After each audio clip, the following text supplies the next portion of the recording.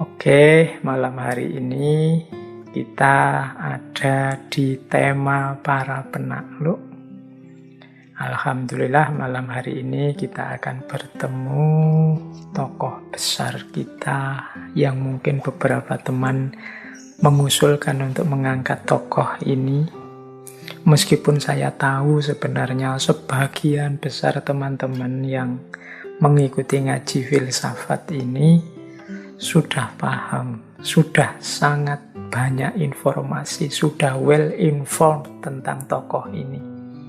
Jadi sudah ngerti banyak hal tentang tokoh ini. Ya, tapi memenuhi keinginan tahuan mungkin beberapa teman yang ingin lebih mendalam dari perspektif hikmahnya. Malam hari ini kita angkat tokoh besar ini, yaitu Sayyidina Umar bin Khattab, Amirul Mukminin, Umar Al-Faruq. Ini nama ini insya Allah teman-teman sudah hafal semua, kiprahnya sebagian besar juga sudah ngerti semua. Malam hari ini kita bahas dari aspek pelajaran apa yang mungkin bisa kita teladani dari beliau untuk situasi-situasi kita hari ini, hikmah-hikmah apa, prinsip-prinsip hidup apa yang bisa kita ambil uswah, kita ambil teladan dari beliau. Jadi kita tidak akan membicarakan mungkin aspek historisnya secara detail, aspek hukum Islamnya secara mendalam, karena beliau ini juga banyak melakukan ijtihad hukum. Kita juga mungkin tidak akan membahas secara detail informasi-informasi biografis tentang beliau. Teman-teman insya Allah sudah lebih banyak informasi tentang hal itu. Bahkan sudah ada filmnya, sudah ada serialnya, dan lain sebagainya. Jadi malam hari ini nanti lebih kita fokuskan pada aspek hikmahnya. Ini mengangkat tema seperti ini itu ya sebenarnya antara seneng dan khawatir juga. Saya seneng saja karena bahannya banyak, materinya banyak. Jadi tidak terlalu sulit untuk mencari materi tentang beliau ini. Tapi khawatirnya juga orang itu kan selalu mode belajarnya, mode pencarian informasinya, kalau pakai istilahnya Sartre itu selalu mencari gema. Jadi ingin mendengarkan suaranya sendiri. Karena tadi saya bilang banyak orang sudah tahu loh tentang beliau ini. Itu kan berarti banyak orang sudah punya persepsi, sudah punya pendapat sendiri, sudah punya pandangan sendiri tentang tokoh yang kita angkat ini. Nah, biasanya kalau orang yang sudah seperti ini itu dia hanya ingin mendengarkan versi yang sama sebagaimana yang dia pahami selama ini. Nah, itu yang saya sebut banyak orang hanya ingin mendengarkan gema. Padahal saya juga tidak menjamin yang saya sampaikan ini apa ya sama persis dengan keinginan teman-teman. Maka nanti harap dimaklumi kalau ada, loh kok ceritanya agak beda Pak, kok penjelasannya agak berbeda. Ya mungkin saya ngambil sumber yang berbeda dari teman-teman. Apalagi mengkaji tokoh ini kan kalau dalam bahasa kajian Islam belajar tentang riwayat. Nah, riwayat itu kadang-kadang bisa beda-beda. Tidak bisa dikarang dengan akal saja. Kadang ada yang merujuk ke sana, ada yang merujuk ke situ, sehingga mungkin kasusnya sama, yang dijelaskan hal yang sama, tapi isinya sedikit berbeda. Jadi itu semoga kalau terjadi begitu malam hari ini mohon maklumnya teman-teman. Atau kalau memang bagi teman-teman ada yang keliru, ada yang tidak pas, monggo diingatkan saja. Wong yo, seperti sering saya bilang, ngaji kita ini nilainya tidak bernilai fatwa, juga tidak bernilai nasihat yang pasti benar. Ini kita hanya belajar saja bareng-bareng. Nanti kalau ada yang saya sampaikan kok tidak pas atau keliru, feel free, bebas saja untuk mengingatkan saya, menyampaikan kritik-kritik. Baik, bismillah ya, kita mulai pelan-pelan saja. Meskipun saya bilang tadi teman-teman sebagian besar sudah ngerti, saya akan menjelaskan pelan-pelan saja. Saya asumsikan semuanya belum tahu. Saya asumsinya itu. Jadi nanti mohon tidak jengkel kalau teman-teman mendengarkan terus menyimpulkan, sudah ngerti semua ya. Karena saya mengasumsikannya teman-teman belum tahu informasi-informasi yang mungkin sebagian besar saya sampaikan malam hari ini. Baik, ayo disiapkan apa saja yang diperlukan untuk belajar kita malam hari ini.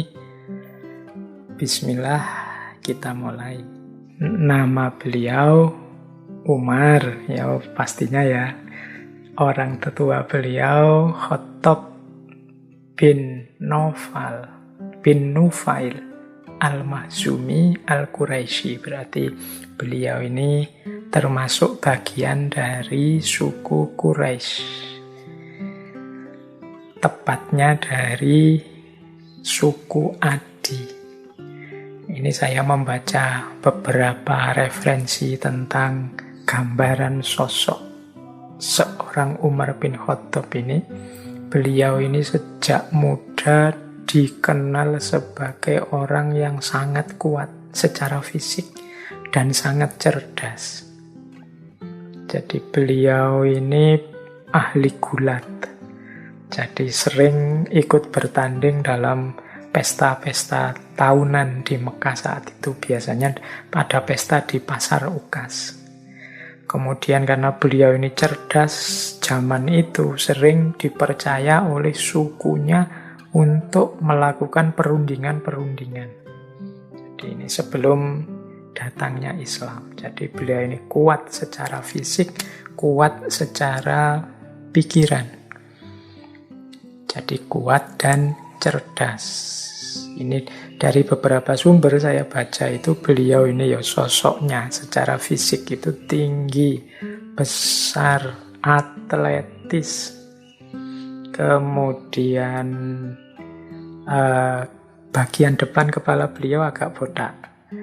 Kemudian kalau bahasa Arabnya aksaro yusron. Aksaro yusron itu orang yang tangan kanan dan tangan kirinya sama-sama aktif, sama baiknya. Kita kan sering membedakan orang itu, oh ini kidal, oh kalau ini ndak. Yang ndak itu berarti yang aktif kanannya, bukan kirinya. Sementara kalau yang kidal itu yang aktif kirinya. Nah beliau ini dua-duanya aktif. Kalau bahasa Arab itu disebut aksaro yusron. Kalau bahasa Inggris mungkin kalau tidak salah namanya ambidextrous. Ambidextrous itu orang yang kedua tangannya sama-sama aktif. Mata beliau hitam, kulitnya putih kemerahan, giginya putih bersih. Kalau bahasa Arabnya asnanul asnan. Kumis, jambang, jenggotnya tebal. Nanti digambarkan ujungnya berwarna kemerah-merahan. Nah ini dari sosoknya mungkin bisa terbayang ya bagaimana beliau ini tinggi, besar, kuat, gagah.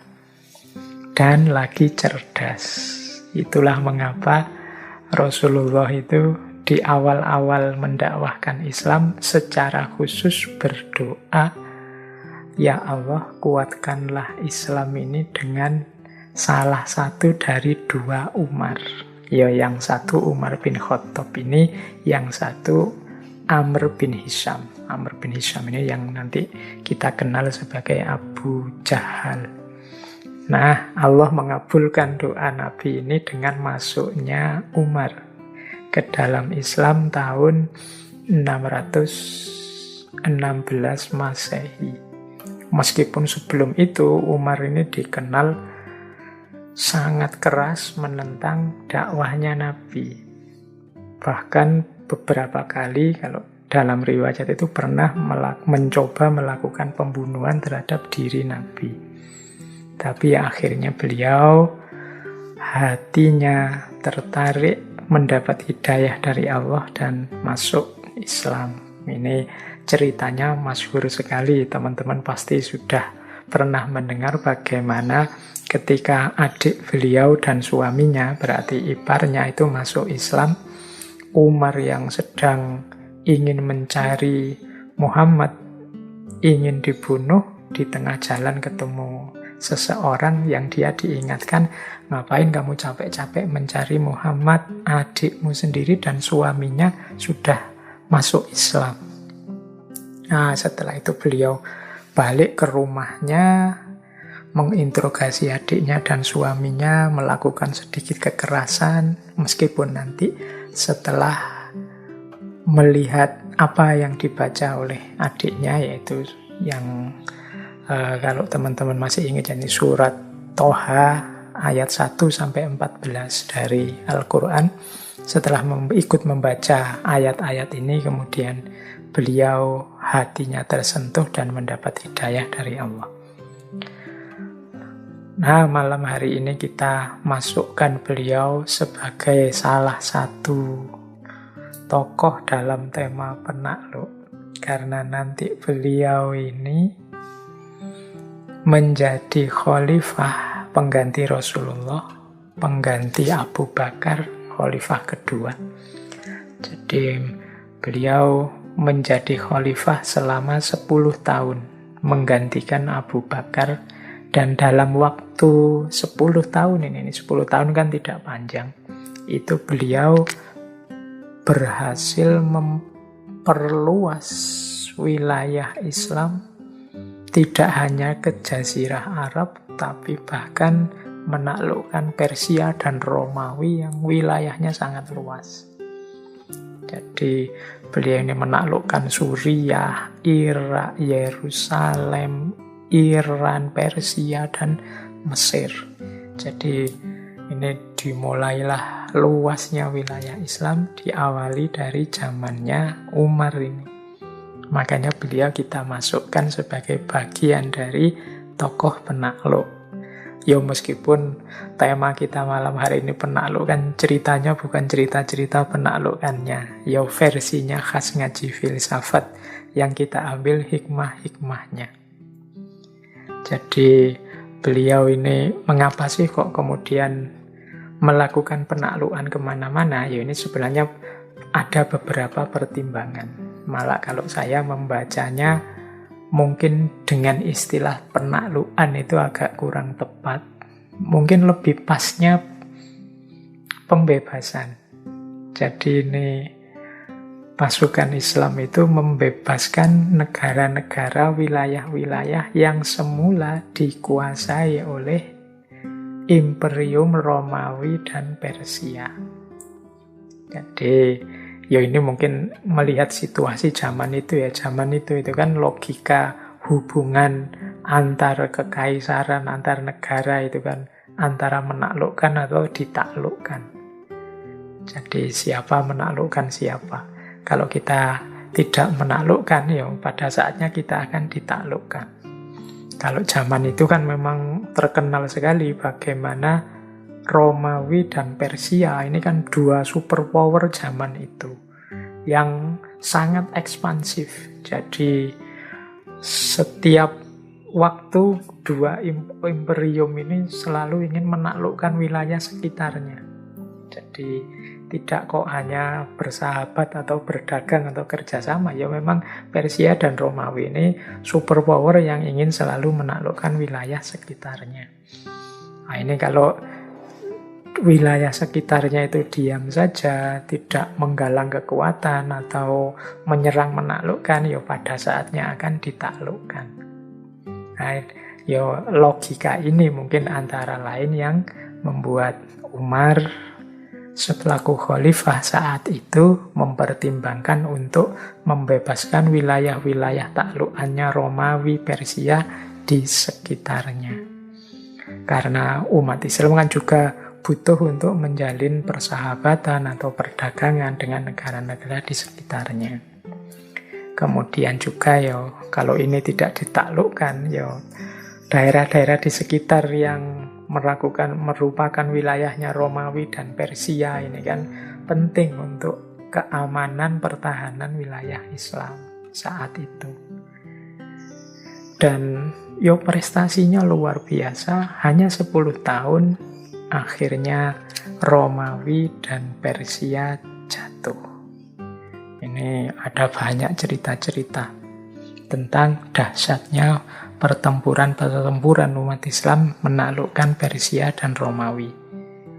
Dimulai tahun 635, ini pasukan Islam yang dipimpin oleh Abu Ubaidah bin Jarrah itu menaklukkan Damaskus. Damaskus itu pusatnya Romawi Timur di Syria.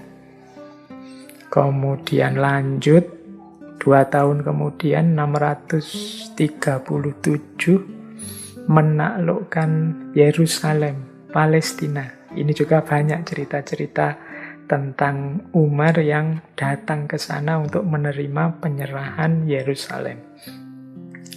Kemudian lanjut tahun 642, umat Islam yang dengan panglimanya Amr bin As bisa menaklukkan Mesir, menaklukkan Alexandria. Kemudian ini kalau yang Romawi, kalau yang Persia nanti yang memimpin panglimanya adalah Sa'ad bin Abi Waqqas. Diawali dari menaklukkan Irak, kemudian bergerak terus sampai terakhir menaklukkan Nahawan. Ini tahun 642 juga. Ini takluknya Nahawan ini nanti jadi simbol kemenangan umat Islam atas Persia. Nah, itu cerita-cerita penaklukannya. Cuma saya bilang tadi kita tidak akan fokus di sini. Itu tadi sedikit informasi saja. Baik, teman-teman, kita mulai ya. Yang pertama mungkin menarik kalau kita membaca bagaimana Umar bin Khattab ini tersentuh kemudian masuk Islam setelah membaca Al-Quran surat Toha ayat 1-14. Coba ya teman-teman membuka ayat ini 1-14 ini. Kemudian ada rasa apa dalam diri kita? Kalau Umar membaca ayat-ayat ini, tiba-tiba tergetar hatinya, mendapatkan percikan cahaya, sehingga kemudian beliau tertarik dan masuk Islam. Ini saya tidak mungkin menjelaskan satu-satu ya ayatnya. Coba kita lihat dari ayat yang awal dan ayat yang paling terakhir. Di bagian awal itu kan ayatnya berbunyi, A'udzubillahi minasyaitonirrajim, Toha ma anzalna alaikal qur'ana litashqa. Ini kalau diterjemahkan dalam bahasa Indonesia, Toha, tidaklah kami turunkan Al-Quran itu kepadamu litashqa, supaya engkau bersusah hati. Illa tadhkiratan liman yakhsha, kecuali hanya sebagai peringatan bagi orang-orang yang takut. Tanzilam mimman khalaqal arda was samawatil ula, dia turun dari yang menciptakan bumi dan langit yang tinggi.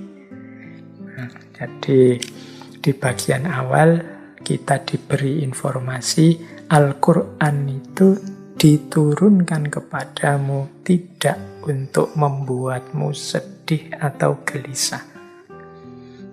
Jadi Al-Quran itu hadir pada kita, itu harusnya dia jadi seperti di ayat selanjutnya, tadhkiratan liman yakhsha, dia jadi peringatan bagi kita, dia jadi pedoman, jadi petunjuk untuk kita, bukan sumber kesedihan, bukan sumber kegalauan. Nah, ini mungkin sentilan juga sedikit pada kita. Jangan-jangan kita pernah, saya tidak ngomong sering ya, jangan-jangan sekali dua kali kita pernah merasa sedih, merasa galau, merasa sulit dengan hadirnya Al-Quran. Entah dalam hal apa. Mungkin ada isinya Al-Quran yang menurut kita tidak cocok, atau kita ngerundel karena ada perintah untuk melakukan ini, melakukan itu, atau apa saja. Itu kan berarti sedih karena, atau susah, atau merasa direpoti oleh Al-Quran. Padahal Al-Quran tidak turun untuk itu. Al-Quran itu memberi kita petunjuk, memberi kita pedoman. Tentunya petunjuk dan pedoman itu konotasinya adalah positif, untuk membuat kita tidak lupa dengan amanah dan tanggung jawab hidup kita di muka bumi. Jadi liman yakhsha, bagi orang yang takut, yang hati-hati, yang tidak mau sembrono dalam hidupnya. Jadi 2 ayat pertama ini sebenarnya menegaskan agar kita tidak takut, tidak gelisah, tidak galau dengan apapun tuntunan, apapun petunjuk dari agama. Itu kalau kita makomnya adalah orang yang tidak sembrono dalam hidup, orang yang serius, orang yang hati-hati dalam hidup. Jadi, itulah tujuannya Al-Quran, tazkirah, peringatan, petunjuk. Tanzilam mimman khalaqal ardo was samawatil ula. Jadi dia turun dari zat yang menciptakan bumi dan langit yang tinggi. Dan kalau dalam cerita, yang paling menyentuh Umar adalah ayat terakhir, ayat 14. Innani anallah la ilaha illa ana fa'budni wa aqimis sholata li dzikri. Sesungguhnya aku adalah Allah, la ilaha illa ana, tidak ada Tuhan selain aku, fa'budni, maka sembahlah aku, wa aqimis sholata li dzikri, dan dirikanlah sholat untuk mengingatku. Ini ayat ini menyentuh Umar sampai kemudian beliau tertarik untuk masuk Islam. Jadi penegasan Allah, ya akulah Allah itu, tidak ada Tuhan selain aku, maka sembahlah aku. Ini mungkin karena ayat ini kemudian Umar sadar tanggung jawabnya sebagai manusia, yaitu untuk menyembahnya yang selama ini mungkin dilalaikan. Baik, ini sebenarnya mungkin semacam ajakan mungkin untuk teman-teman, ya coba deh ayat-ayat Al-Quran itu masih menyentuh batin kita enggak? Masih menggetarkan batin kita enggak? Sebagaimana Umar tergetar oleh ayat-ayat Al-Quran. Selama masih ada getaran itu, berarti dia masih hidup dalam diri kita, masih ada pengaruhnya. Semakin kita membaca, semakin kita mendengar ayat-ayat Al-Quran dan merenungi maknanya, semakin kuat iman dan keislaman kita. Itu kan ada ayatnya juga. Idza tuliyat ayatuh, ketika dibacakan ayat-ayatnya, zadatu iman, imannya bertambah. Baik, ya ini saya buka dengan ini karena memang Umar dikenal masuk Islam karena surat Toha ayat 1-14.